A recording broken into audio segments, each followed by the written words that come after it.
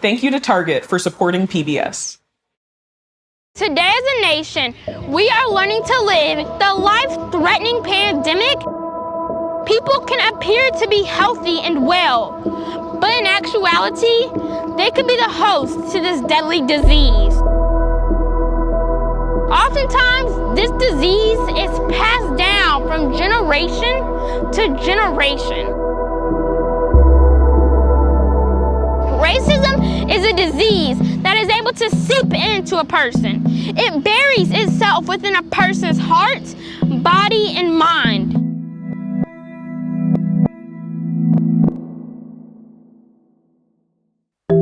How's it going, Daniel? I don't know if I could have a genuine response to that question anymore, but it's going. Hopefully there'll be a day again where it'll be safe to ask, how are you doing? And not have to brace yourself for impact. United we stand! Divided we fall! United we stand! Divided we fall! Back up! Back up! Free up! Free up! Free up! Since the killing of Breonna Taylor, George Floyd, and too many others, people have taken to the streets to protest racial inequality and police brutality in record-breaking numbers. With anti-racist activists gaining more attention from wider groups, we want to explore what their lived experiences are like versus the way activists are usually seen. We do this work so that we don't have to do it anymore. You know, I will be okay if I am told that I never have to write another book on racial justice if it's because there has been racial justice. As a white person. Rachel Cargle, an activist and teacher, first gained her platform after a photo of her at the 2017 Women's March was shared. The thing that made the most conversation was a sign that said, if you don't fight for all women, you fight for no women. As that photo continued to go viral, I just was invited to be part of more and more conversations about feminism, about race. And with the recent wave of protests, she's gained 1.5 million new followers. So much of what we understand as success in the world right now, whether it's the number of followers you have or, you know, the opportunities for press and media, me having a book deal to talk about race, only to talk about the things that are killing us, it is very much so a mind twist of, you know, what am I doing and how am I doing it and why am I doing it and to what end? Ijeoma Oluo also had immense success in the wake of these tragedies. Her book, So You Want to Talk About Race, recently shot to the top of many bestseller lists 2 years after it was first released. To realize that it takes, you know, the type of brutality we saw to get people to like suddenly realize they can have these conversations. They're willing to have these conversations. It can hurt to realize like, oh, people could do this. People can engage, and they've just chosen not to. Hurt a lot. You know, I'm just trying to leverage the attention that's being paid right now in hopes of getting real action. You might think the idea of an influencer or using media to promote your own self-image or a certain vision of yourself is a new idea, but it's actually something that goes back as far as media itself. Think about the civil rights movement of the 1950s and 60s. Groups like the Student Nonviolent Coordinating Committee, or SNCC, went out and had their own photographers and their own media coordinators so that they can control the narrative of what the movement was and what it looked like for broader audiences. For example, this poster featuring John Lewis and other student activists kneeling as they're praying. This poster sold out after they made 10,000 copies. This could be considered an early viral image. This looks like it could have been made in 2020. It's so relevant to right now.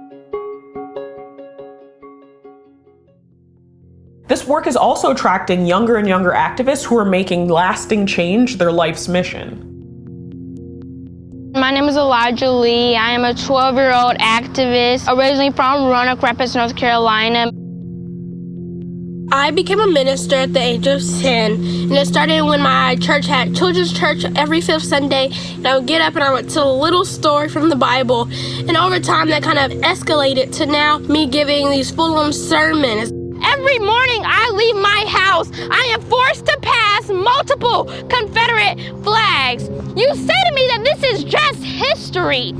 Yet when you have a heritage of rape, bondage, and slaughter, I stand here today telling you that that is a heritage of hate. I take it upon myself to take a message and write it down and really put effort into what God wants others around me to hear. In Roanoke Rapids, North Carolina, a majority of people come from low-income families, and we are moving to Richmond, Virginia because of my mom's job. With all of this, just put away the activism for a minute. I'm a 12-year-old child. My family is here. My friends are here. We're moving in the midst of a global pandemic. We're moving in the midst of a lot of hate and racial wars going around. The common perception of an activist can seem really narrow. They're not necessarily thought of doing normal things like vacationing with their family or spending time with their children or resting. The anti-racism educators in the world and the way that we're portrayed is that anti-racism work is all that we are and all that we do. I, as a Black woman, have been putting in so much work, both to survive, both to educate. One of the things that I've had trouble with is things like going on vacation and sharing it on social media. Do I have to, be marching at all times in order to prove that I'm really for the people? Finding a way to be your own self and to occupy space is hugely important for every person. Social media can be a radical way to share that full self online. Just existing online, kind of with the freedom that I give it, that's part of my resistance too, to say I'm not going to exist in a box for your comfort. I've posted nude photos of me from, very artsy shoots that I've done with friends. And then the next post is me posting a social syllabus.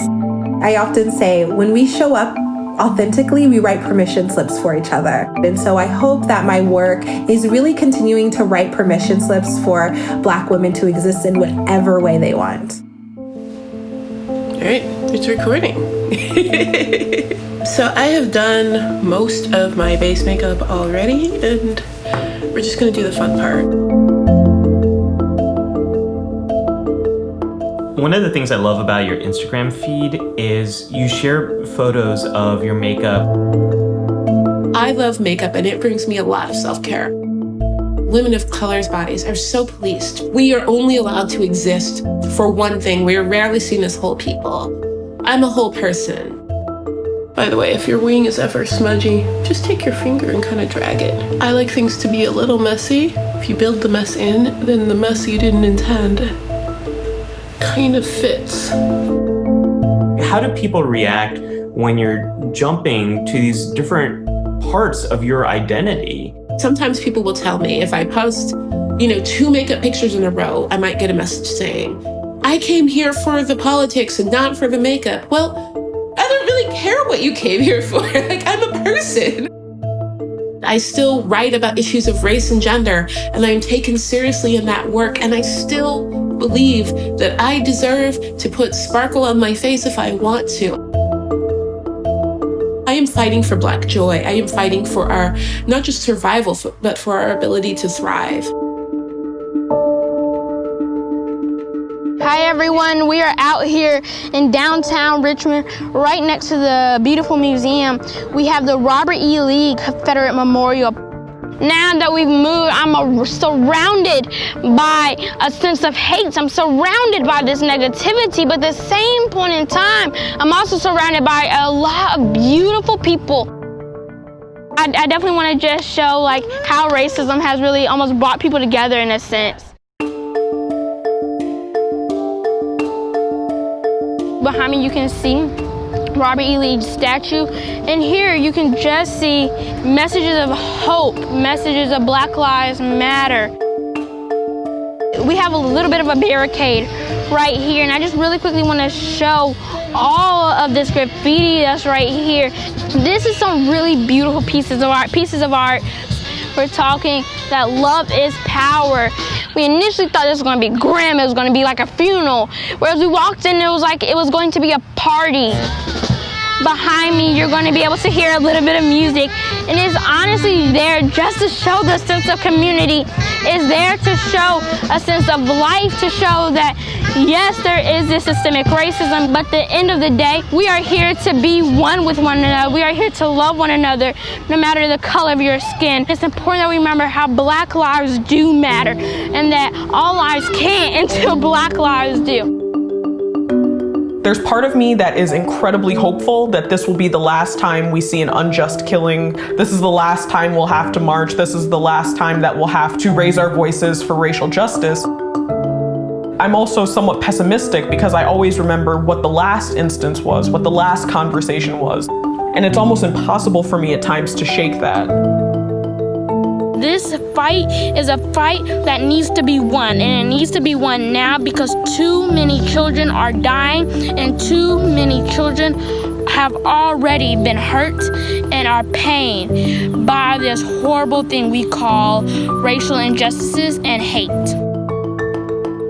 You know, looking at my kids as they need to see me act like we're going to get through this in order to know that there is a positive future waiting for them as well.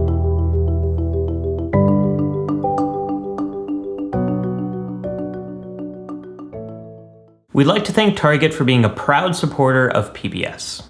Target stands with Black families, team members, and communities. Target is committed to using its resources nationwide to help heal and create lasting change. Target is investing time, resources, and funding to support new and long-standing partners across the country. Groups working to empower Black communities and create opportunity. To learn more about Target support, go to target.com/community. PBS American Portrait is a platform where people can go to in order to share their experiences. So join in. Go to pbs.org/American Portrait. When one falls, we all fall. But when one rises, we all rise. So now is the time that the United States of America rises to end racism.